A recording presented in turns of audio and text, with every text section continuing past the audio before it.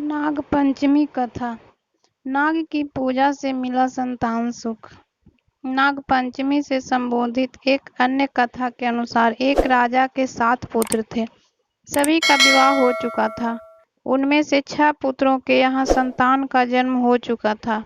राजा के 7वें पुत्र के घर संतान का जन्म नहीं हुआ था। संतानहीन होने के कारण उन दोनों को घर और समाज में तानों का सामना करना पड़ता था।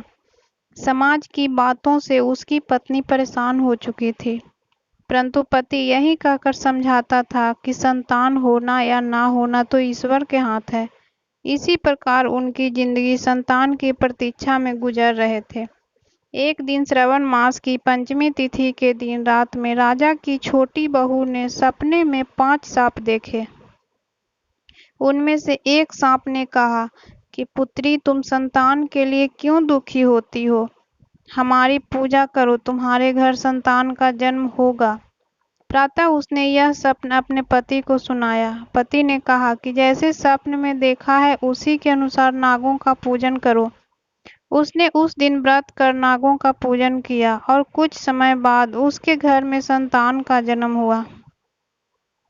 एक धनवान सेठ के छोटे बेटे की पत्नी स्वरूपवान होने के साथ ही बहुत बुद्धिमान भी थी। उसका कोई भाई नहीं था। एक दिन सेठ की बहुएं घर लीपने के लिए जंगल से मिट्टी खोद रही थी। तभी वहां एक नाग निकला। बड़ी बहू उसे खुरपी से मारने लगी तो छोटी बहू ने कहा, सांप को मत मारो। यह सुनकर बड़ी बहू ने रुक गई। जाते जाते छोटी बहू सांप से थोड़ी देर में लौटने का वादा कर गई, मगर बाद में वह घर के कामकाज में फंसकर वहां जाना भूल गई। दूसरे दिन जब उसे अपना वादा याद आया तो वह दौड़कर वहां पहुंची जहां सांप बैठा था और कहा, सांप भैया प्रणाम। सांप ने कहा कि आज से मैं तेरा भाई हूँ, तुम्हें जो कुछ चाहिए मुझसे मांग लो। छोटी बहू ने कहा, तुम मेरे भाई बन गए, यही मेरे लिए बहुत बड़ी उपहार है।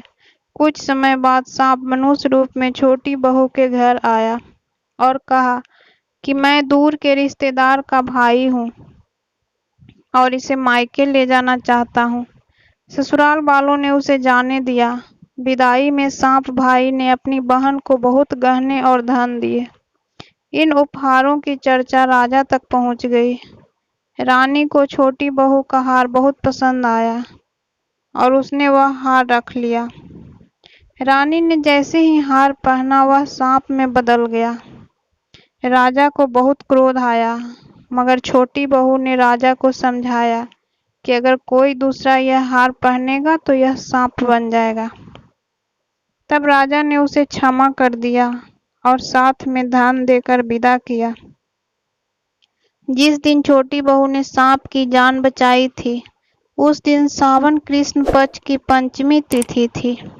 इसीलिए उस दिन से नाग पंचमी का त्योहार मनाया जाता है। Thank you so much.